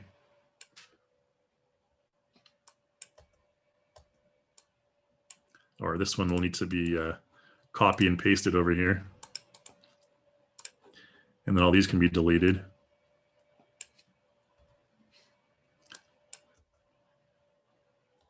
Okay, and it just kind of basically does that. And you can, they're the same thing. It's just sampling. That's what sampling is. Okay, and it goes like that. So that's kind of one way to mess around with clips even further. And again, with this clip, once you have a clip, you can do all the other stuff I showed you before. Like you can use, you can break it. You can do all sorts of stuff that I don't really have time to show you in this today's webinar. We should probably have a clip or a webinar that talks exclusively about animation with clips, because there's really so many things you can do with animating clips. But anyways, so back to the original one. If I bend down here and I wanted my character to take because we have this structure, this four keyframe structure, what we can do is anything between these two keyframes, frames 745 and 765, anything like we do between that will always end up at the original frame of 765. So let's say our character, let's delete this one, delete all this stuff. Don't worry about that too much.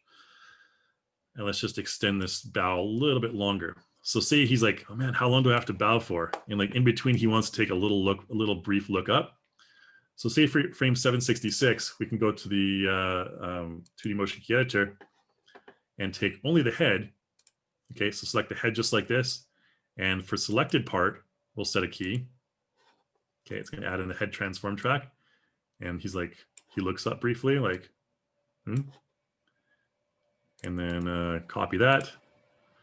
So again, this four keyframe structure is really essential to get used to, and then put it back down.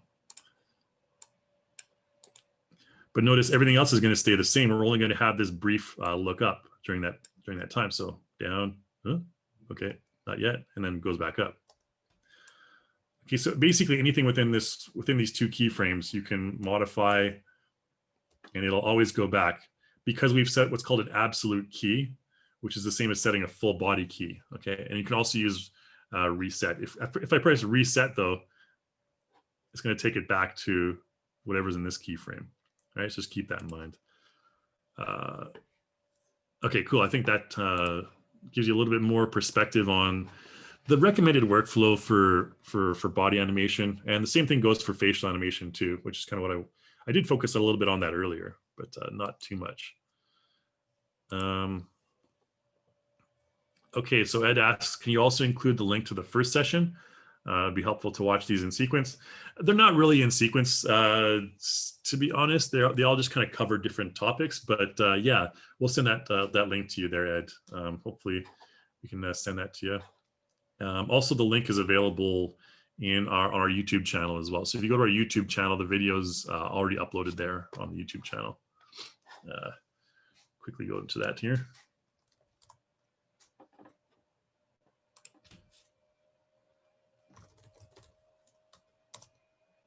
It should be one of the more recent ones.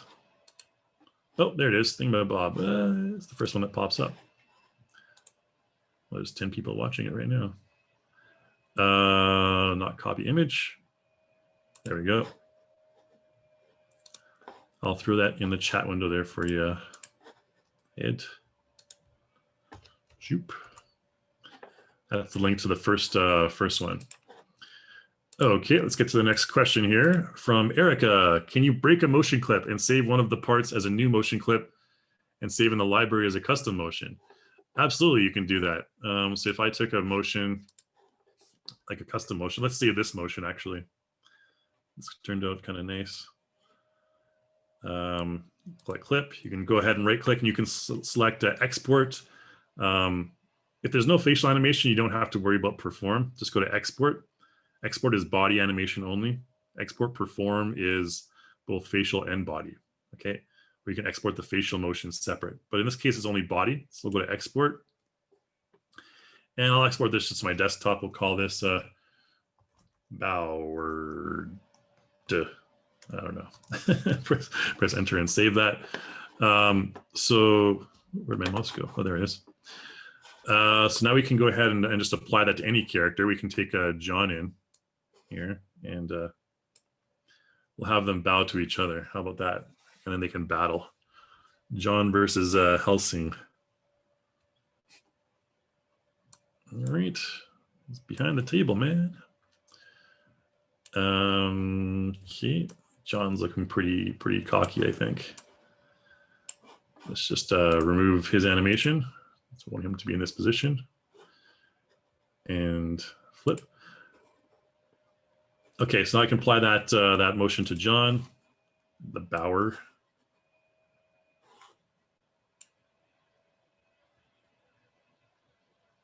Okay, so now they're identical. Like it's time for battle. And if I wanted to break that motion clip, okay, so let's go to the motion track right here. I want to make it last for longer. I can right click, break the motion clip. This area in here. Maybe I wanted to remove that little nod. So he doesn't need to look up. So I'll just right click and break the motion, break the clip there. We can just delete this middle part. Doesn't really matter. So he moves up like that. And say we wanted his moving up to be slower than the other guys. We can break that and use maybe right click and use a time warp. And again, this is a kind of similar process. And it's just more of a, it's basically time warping a time warp, or time warping using a transition curve over a transition curve. So it could be like this. And that's really fast. So if I slowed it down a little bit, like this, it'd be more noticeable. Okay, or something like a smooth or a ending in a bounce. Okay, so it'll just kind of like that. Okay, it'll end in a bounce. So you just add variety to the motion clips like that, and you can see it just looks like two totally separate animations. Now, if I want to save that, same thing. Go to collect clip. And click and drag into collect clip track for as long as you want. Right click and export, or again, you can just add to action menu, whatever. We'll call this cool bow and save that. And then if we want Helsing to bow one more time after he's already bowed, we can apply that to him. So cool bow and apply that to him. There you go. Okay, so now he has John's second bow, and that maybe make sure he's selected. And you can see that cool bow applies right there. And no looking up, and then the bounce at the end. All right, cool. Hopefully that answers your question there, Erica. Next question, another one from Linda. If we create our own character but don't want to draw all the different hands, are we allowed to take hands from a Reillusion character and use on the character we created ourselves? Yeah, absolutely. There's no problem with that at all. You can think of the Reillusion hands as template hands. You can use them at your leisure in any project you want. It doesn't really matter. And there's therefore like a template you can use to customize. And there's also bone hands as well. Just keep that in mind. The new bone hands that were with the latest version of Cartoon Animator 4 that are a little bit different. They don't have all the different sprites. They have bone animation. If you want to learn more, actually, that's probably a useful thing to look for here. Bone hand. Hopefully that pops up. Yeah, here we go. Intro to hand bones. Very important to note. This is a tutorial I did earlier. Since I don't want to spend too much time demoing it for you guys, I'll just kind of put this tutorial link in the chat window for you. Zoop. Here we go. Bone hands. Yeah, to answer your question, Linda, no problem. Use whatever hands you want. We're not too worried about that. Next question from Mark. How can you stretch the sprite motion to the end of this entire video without cut and paste, like waving a hand or something simple? Stretch the sprite motion. Unfortunately, sprites, there's no blending between sprites. I think that's what you're talking about, Mark. You can't blend between sprites. That's the disadvantage of them. You can do that with like facial animation, actually. I'll demonstrate that for you really quickly. Because I didn't talk too much about the facial deform. Let's take a look at this dude over here. Has he finished his bow yet? Yeah, okay, he's finished. He looks so sad. He's like, being king of hell is such a drag. So we'll go to the rather facial animation tools here. Face key editor. And so there's a transform as well. Now, what you're talking about was changing the sprites on your characters. So if you do that, you can go to the sprite editor. And this is basically changing sprites. So there's kind of like three ways to animate your character's face. One is using sprites, so I can change the iris like this. Okay, so total change between two sprites. All right. And unfortunately, if I animate this, let's just start with the normal one, for example. What frame are we on? Where are we in our timeline? Okay. And I go here to here. We'll change both those irises to awake. So you can see what happens is, whoops, this one needs to be normal as well there. So it's going to change right there. Boom, just like that. Now, what you can't help the sprite switching is going to just be all taken care of in one frame. It's going to switch in one single frame. But what you can do is, say, for example, we wanted to emphasize that eye open. So like here, it just looks like boom, like that. But if we wanted to make it more exaggerated, what we could do is we could add deform animation onto that as well, or even transform. So we'll go to our face key editor here. And from here to here, so maybe it pops up like that. We're going to add a transform right here. So this is going to open up our RIT tracks, which is transform, and RID, which is deform, right? So transform and deform are a little bit different, not too much different, but deform just basically allows you to stretch and kind of modify things. So I'm going to select my character's eyes, and maybe I can just add, let's just reset sprite here. Okay, and right eye, I'm going to reset sprite. And that's going to add a keyframe on the left eye deform track and the right eye deform track right here. And then from here to here, maybe a couple frames after that sprite switch, what I can do is I can take these and stretch it like this. Take the left eye and stretch it. It's like that. So now we have, you can see it's stretching at the same time as switching. So you can use those in combination, and it creates a kind of a combined effect. And the transform track, transform is the same as the red IT. If you just use transform, it just kind of resizes things. So if we press reset, reset sprite, left eye, transform, it's like that. It's going to add one in the transform track. Should. Yeah, up there. Okay. And then right eye, reset sprite. It's going to add one right here.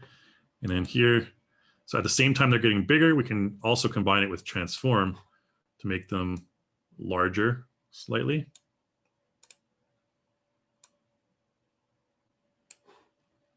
Okay, so now we have this effect. Nice. Good timing for that sound effect there. Perfect. So we have it like this. And then what you can do is, again, expand your timeline because you want to get all these in the same copy and paste. So select all of these, right click, copy, and then so, and then paste it over here. And then we can return it back to normal by copying that and pasting that. Okay, so something appeared. There you go. Hopefully that answers that question for you there. Who was that answered the question? Or Mark there. So you can't, I mean, sprite switching is single frame, but you can complement it with other types of animation for the face as well. Okay. Next question from Greg. Can you show us how to capture the character animation you set up to use again? Let's say you change the character, but you want to use the same animation. Well, actually, you can just click and drag the character onto the character. It'll replace that character. But I think I showed you how to apply the animations to different characters already, hopefully. But just if you want, you can actually take your characters and replace them. So I don't know who would be a good replacement for Helsing. Maybe this Helena character here. So when you mouse over, you'll see that there's a kind of a red outline around him when we select him, or when we mouse over it. And so what it's going to do is it's just going to replace this Helsing character with Helena there, and she's going to have the exact same animations when he's replaced. Or maybe I didn't replace him.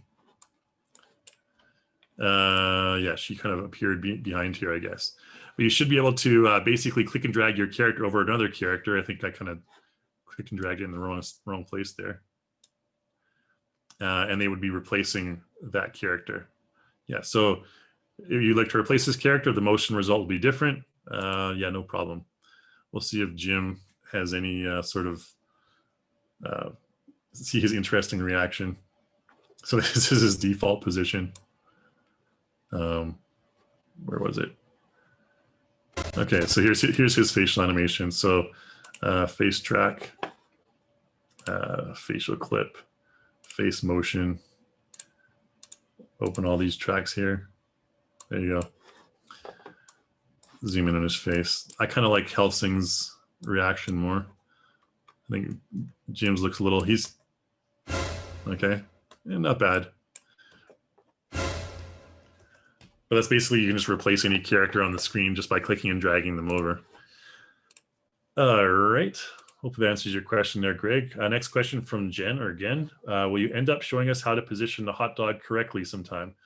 Yeah, I mean, basically the process is just exactly like I showed. Just the only restriction, like I mentioned earlier, is that your character's sprites cannot be like your arm sprite.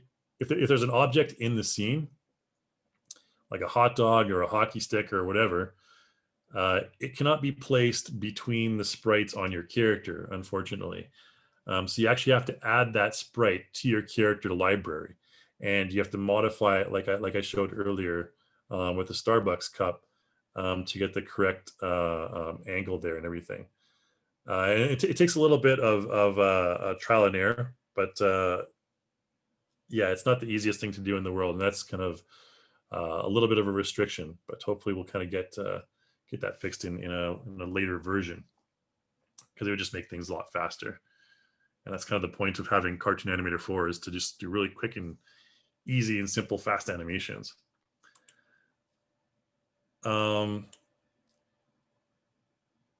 Yeah, so question from Mike. You want to see mocap with Cartoon Animator? Well, it's kind of dark right now. Where I am, it's getting dark anyways. I don't know if my face would be lit well enough, but let's give it a shot here.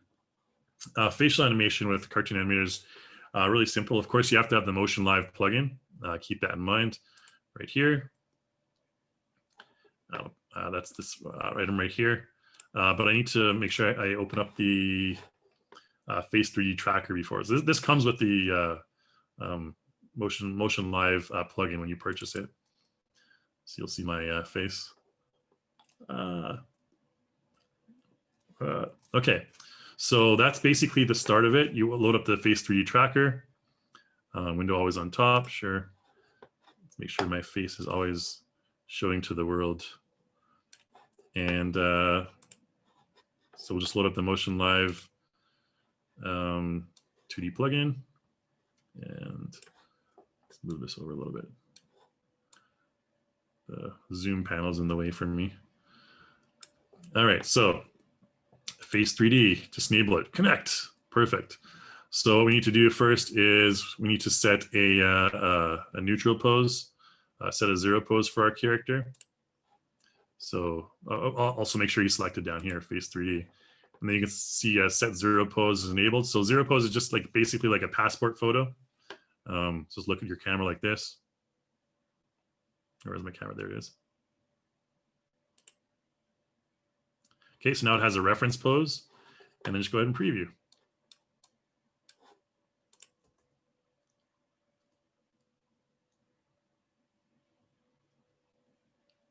So that's me. Hey guys, welcome to our webinar.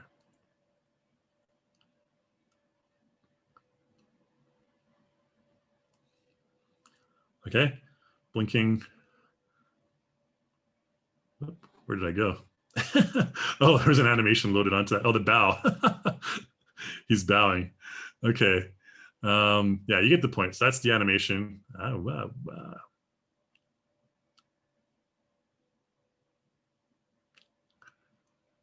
Okay, looking from side to side. And you get the point. That's basically it. And then you just record from there. This wasn't in the original webinar, but that's essentially it. It adds as a motion clip to your. I'll maybe just record something really quick. What frame are we at?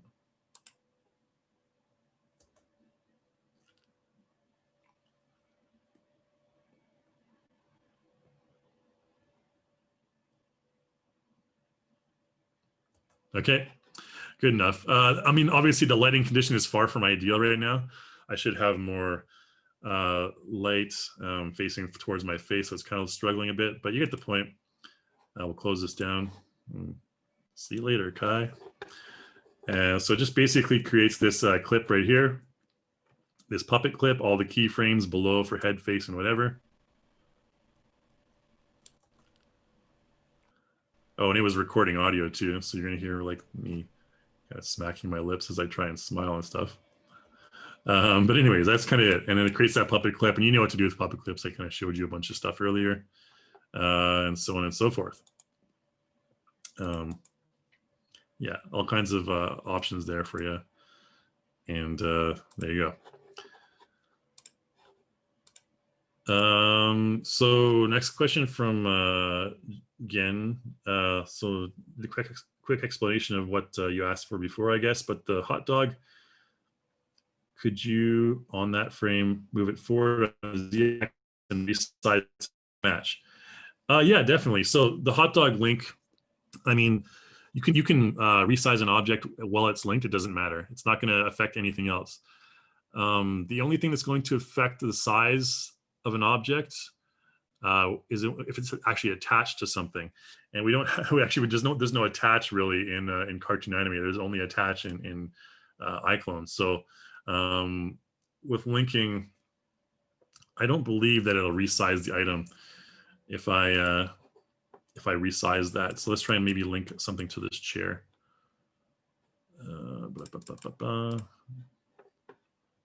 Business object. Put this mouse on the table here. That'll do. Move forward. Okay, so I'll link this mouse to this table like this. Link. Select the table. Okay, table will move, mouse will move. If we resize, so it'll actually resize together with the object that you're linked to. Okay. So if you resize your hand when your character is passing the hot dog, it'll resize the hot dog as well. But you can also resize the mouse separately as well. So just keep that in mind. All right. Good morning, Daniel. Good to see you again. Next question from Daryl. Can you pick up a hot dog with the new bone hands and swap the layer of the hot dog to be above the hand? Yeah, so the way that you would do that is the same way. I guess I can kind of quickly demo a bone hand for you. I'm not sure if these characters have bone hands. What the heck is that? A Christmas tree that suddenly appeared. Oh, that's, what's her name? Because I'm not using orthographic view. Helena, she's appearing behind us. Get it. Be gone, wench. So this character, I believe, no, they just have regular hands, but you can always replace the hands by going into composer mode. Okay.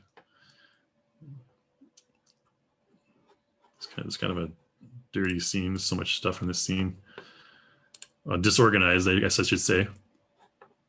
Body, hands, G3 bone hands, elastic folks, vector buddies, miscellaneous.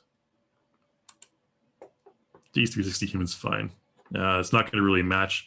We'll say John's going to be wearing white gloves like Michael Jackson gloves. We seem to have a Michael Jackson theme in this.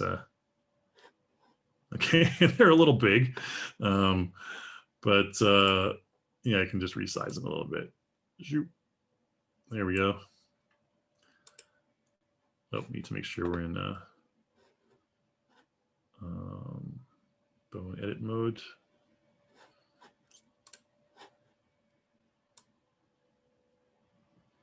Oh, and that's not going to modify the sprite either, is it? Weird.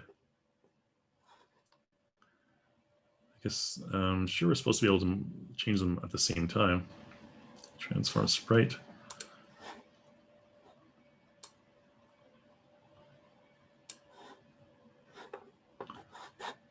Gosh darn it. Should be able to resize hand. Not sure why it's popping back up there.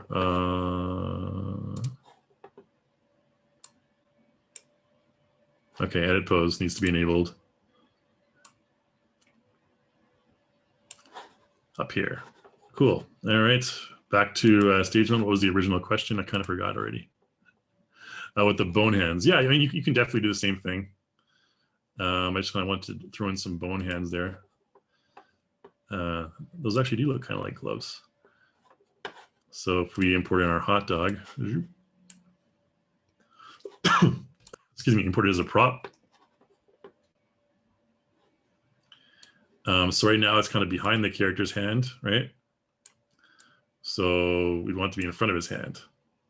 So just use this little gizmo here where my mouse is right now and bring it forward. And if I wanted to place it into another character's hand, so let's just copy John here. By the way, you can copy characters or anything really in your scene by holding the control key and clicking and dragging it. So now you have a duplicate of John. And I would flip him over. And this hand,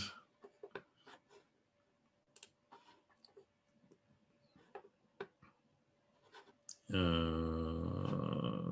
I freeze something? Nope. Ooda. All right, so you can see if we select the hand, you can't see anything except for this right now.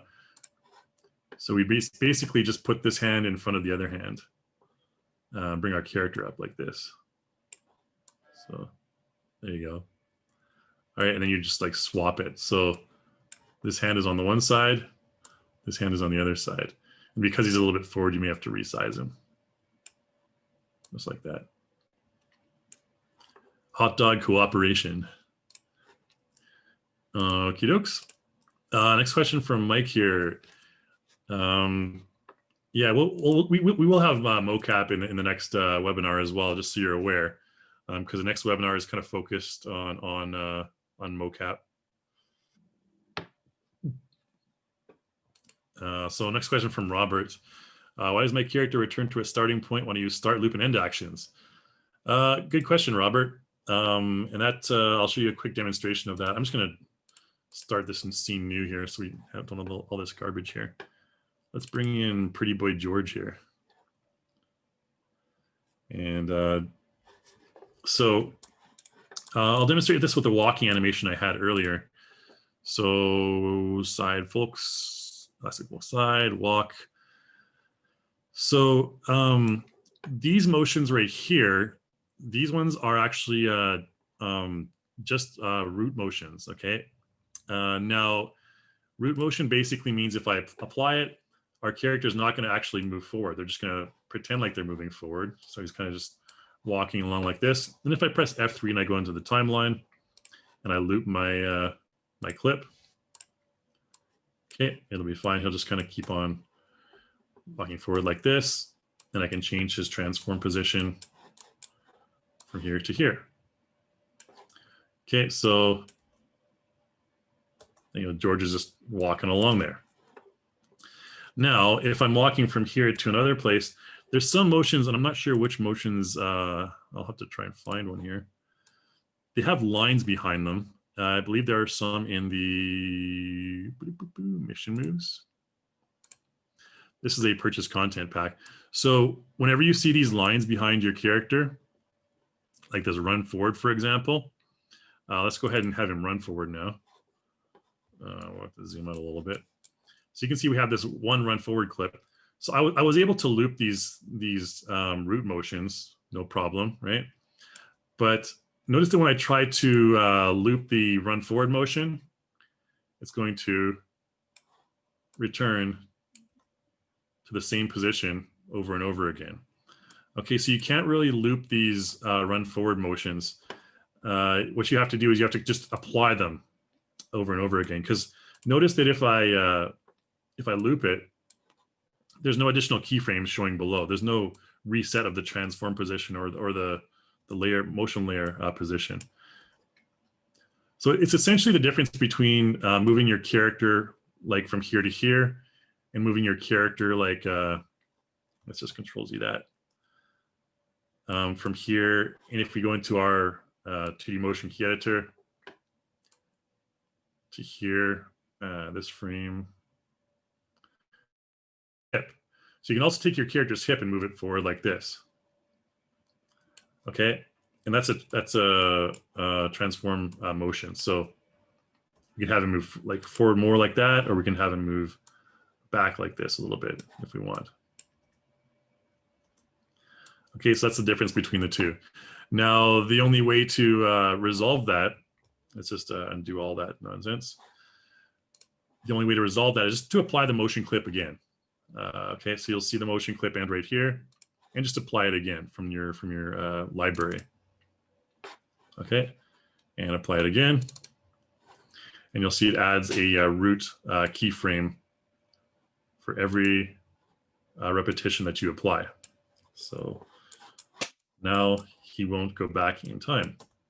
He'll just continue moving forward. All right, hopefully that answers your question there, Robert. Next question from Daniel. Is it possible to grab the glass such as in your demo with leap motion or any other hand motion, whereby grabbing the other object is possible. Leap motion is only really useful for bone hands. That's the, in case you're not aware, leap motion is the hand motion capture device. It's really good, really cheap. It's about like $100, and you can do some really cool hand motion capture with it. Again, you'd be restricted by what I showed earlier. You'd have to have a slightly different technique to have the hand over of a glass. Whether or not you have leap motion doesn't really affect that at all. But I mean, obviously with leap motion, you can just create a grabbing motion with your hand, but that's about the only advantage there. Not really any other advantage, Daniel. Let's go from the next question here from Adam. I've designed my own custom eyes for my character. I have the 360 head creator. I know how to add them to a custom character template, but how do you make it so that they can be used on other characters when making a character from parts? Well, you should be able to save your eyes. Let's try and save. Where did George go? He took off over here. So if we take him into composer mode,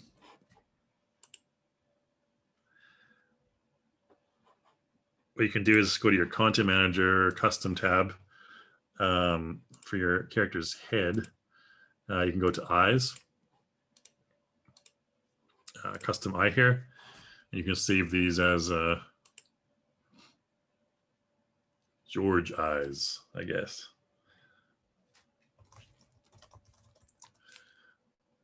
Okay, so you can save them as George eyes. And say, for example, I saved these jowl eyes earlier.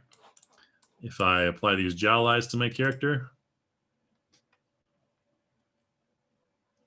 it should, of course, they need to be adjusted in terms of transform or size there.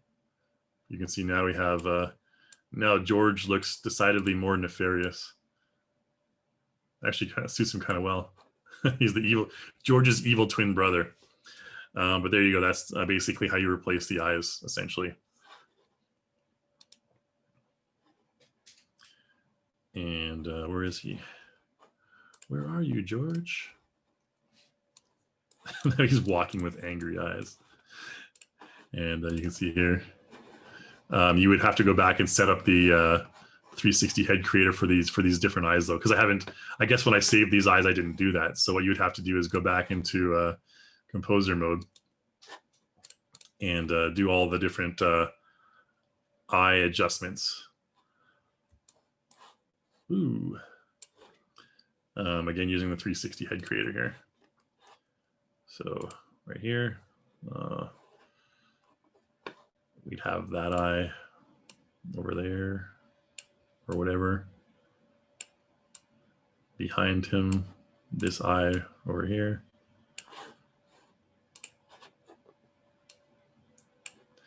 And again, you know, I think, you know the point. I don't want to go into doing all this stuff, but yeah, basically this.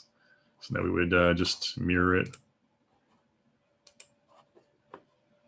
Oh, dang it. Oh, well.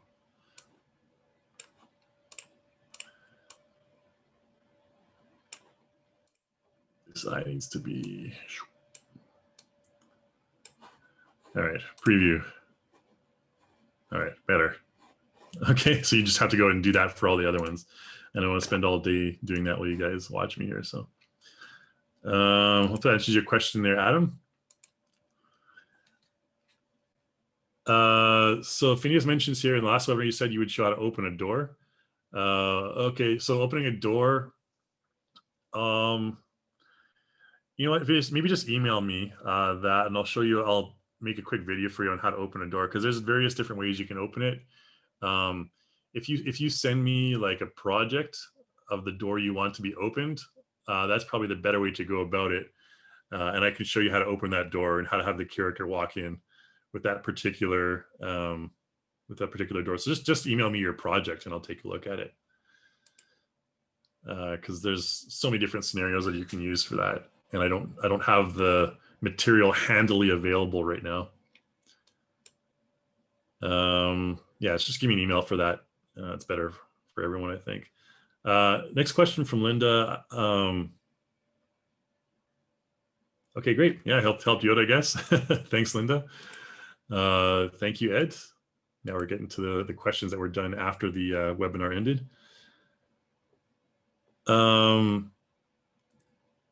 So Julie's mentioning here the creation of sprite sheets.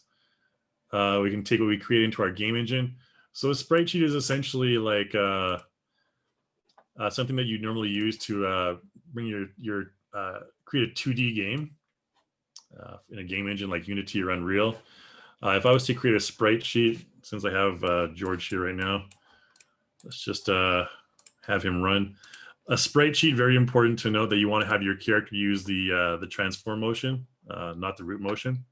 So animation, G2 human, whoops, side move. So if I want to export a sprite sheet, it's just like this. I'll have like a walk cycle. This is say my character is walking in a game like this. Then what you do is you'd have 20 frames. I just take my project length down to around 20 frames, render image. And I want to make sure this is a sequence. Format needs to be PNG, so it's not transparent, the background. And you want your frame size to be generally fairly small. In this case, a 720 by 480 should probably be okay. And that'll kind of resize it like this. And so just make sure you resize your character to be within that blue frame there. That's the outline. You want to have a small output size as possible. And you can customize it as well. If you don't lock the ratio, you can customize it. And frame rate needs to be whatever frame rate you want, and export it. So, to make sure I selected my frame range. Yeah, 1 to 20. Okay, so we don't have to loop it. We don't want to render hidden objects. Frame size others, export. So I'll just create a new folder here, sequence. And we'll call this George Walk. Save that. Okay, so what that did is just basically exported a bunch of images here, and this is an image sequence, and you can use this as sprite sheet. So, okay, I can click through like that. Sound good? That's fairly simple. That's I mean, I'm obviously not going to take it into Unity and everything right now and create the actual sprite sheet, but that's all that you need to do in Cartoon Animator. Okay. Adam asks, are bone hands customizable to change skin color, fingernail polish, etc.? Yeah, absolutely. You can modify those just like you can modify the regular hands there. I'm not sure if this character has the bone hands. Nope. But essentially, yeah, same thing. Just export them into Photoshop and you're good to go.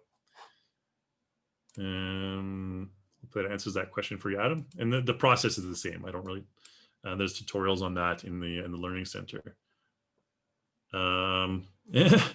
Cheryl asks, which part of America is your accent from? I'm actually from Canada. I live in Vancouver in Canada. So I guess I kind of sound American in a way. We all sound alike. Yeah. So anyone's on the West Coast in Vancouver? Cool.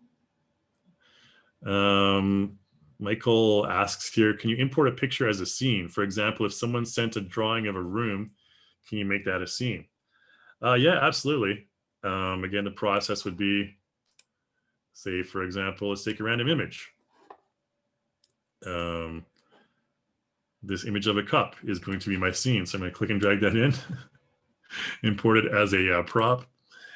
And disembodied hand in the background is going to be our scene. So just move it back like this. This could be a picture of anything, okay? And let's put a scene manager, or rather a content manager, custom, scene, custom rather. I'm gonna save it as a custom scene. And press plus on the bottom there. Disembodied hand. And yeah, that would be our scene. So I can go to new project. Let's get Angry George off there. Disembodied hand. I think it, because it was way off from the center of where we're supposed to do things, it didn't show up. But that's how you create a scene. Oh, nope, sorry, I forgot something. One important step. Let's try that again. You need to save it as a scene. So I import it as a prop. Make it large. Right click, convert to scene. And then let's overwrite this one. There you go. So now if we start a new project, we want our Starbucks disembodied hand in the background. Boop, there we go. Okie dokes. Hopefully that's easy as pie. Mike's asking, can you do it mocap with the body? No, I don't have the I don't have a mocap suit, unfortunately. So I cannot show you body motion capture, and that also takes quite a bit of time to set up. But we did have other tutorials for iClone where I show the body motion capture. And there's also tutorials for, there's also tutorials for Cartoon Animator that show the body motion capture too. So check those out. In case you guys aren't aware, we have a learning center on our page for every product, Cartoon Animator 4. Or I guess maybe in this case, it would be on, it should be on here. I'll put this in the chat window for you guys. This is our learning center for Cartoon Animator 4.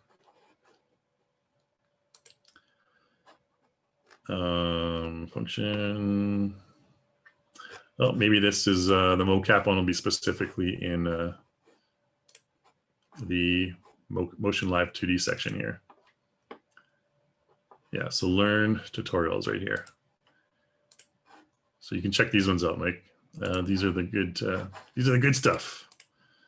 And you'll get much more than I would if I kind of try to demo for you in 5 minutes. So, all righty. Okay, so Daryl's got the it all taken care of there. So Phineas asks, with the mocap, how would you add a voice clip afterwards? Would it blend in, or would it be blended clip that looks weird? So with the mocap, you can actually do the voice clip. You can record your voice live as you're going along. So you don't need to add the voice clip afterwards or add it before. You can actually record your face live. Well, there's me, like triple chin there. Yeah, you can just add it later on. You can add it whenever you want, really. But with facial motion capture, I prefer to do it live. And then what I do is I capture the audio and just make sure the audio is cleaned up and then re-import it in. That's kind of the way I would do it. All right. Yeah, so Jen, talking about resizing, I mean, there's two ways to resize things in Cartoon Animator. The one is moving it forward and backwards on the z-axis, and the other one is actually resizing it physically. So let's take this, I don't know, office, for example, and bring in a character. There's, in case any of you who aren't aware, Jim looks suitable for this office. Two ways to resize your character to change their size is the first way I'm going to show you like this. Click and drag on the edge of your character and move them up and down like that. Now, you can go to 3D view, which is up here on the toolbar. Select 3D view. And if you hold Alt and right mouse button, you can move your character back and forth on the Z-axis like this.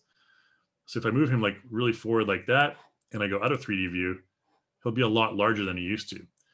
So essentially what I was doing there is this, you can also use this little gizmo on the bottom of every selection box and move your character back and forth like that.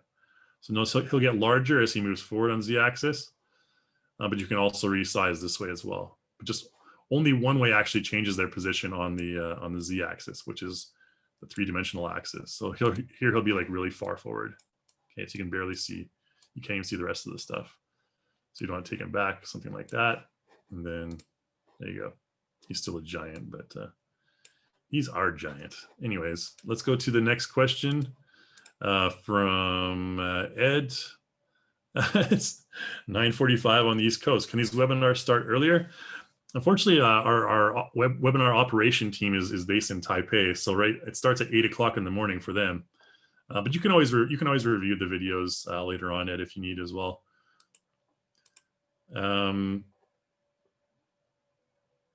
Greg asks, can you put that open door thing on YouTube? Yeah, sure. Maybe I'll just do a tutorial on opening the door. If you guys really want to see a tutorial on how to open a door in Cartoon Animator 4, put that request in the survey we send out to you guys. Any tutorial requests you can put in there. You can also post in our forums as well. We have a lot of people that have a lot of time on their hands in our forums. Whoops, forum.religion.com. Right here, and you can just ask in there as well. Throw that in the chat window for you guys, and that's probably the easiest way to get your question answered really fast is in the forums, because there's so many people available there. All right.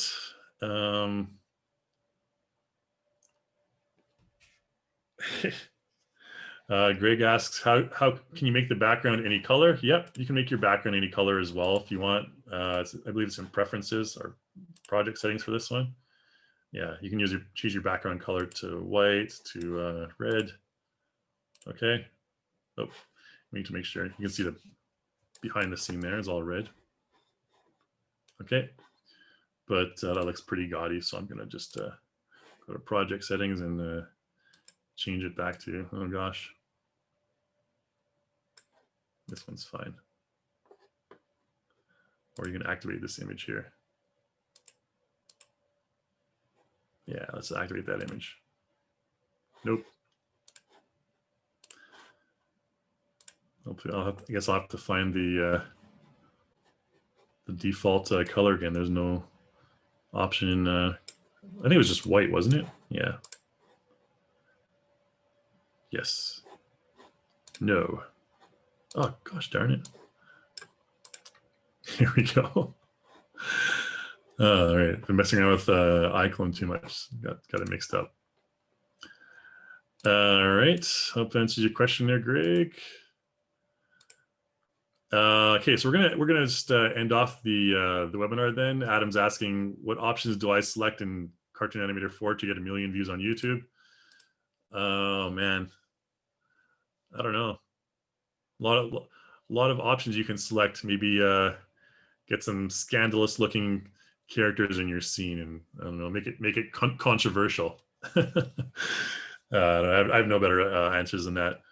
But thanks for that chuckle there, Adam. And again, I guess that's about it for today. So we're going to send the video off to you guys a little bit later on. But thanks so much for attending, everyone. It was awesome having you along for today's webinar. And stay tuned to our YouTube channel and the webinar page for any future updates on more tutorials and more webinars. And yeah, I'll bid you adieu. Don't forget to fill out those surveys for 10% of the content store. And hopefully I'll see you guys next Tuesday, North American time, for our final, third and final webinar, which will talk about different types of animation, or rather, it's going to be more of like creating your own face from an image, and then kind of doing a sort of a YouTube blog splurge thing. A lot of the stuff is going to be stuff that we repeat. It's going to be repeated from today, but if you're interested, definitely recommend checking it out. If you have more questions as well, anything pops up in the next week, feel free to ask me. All right, so thanks everyone for being with us today, and I'll see you next week.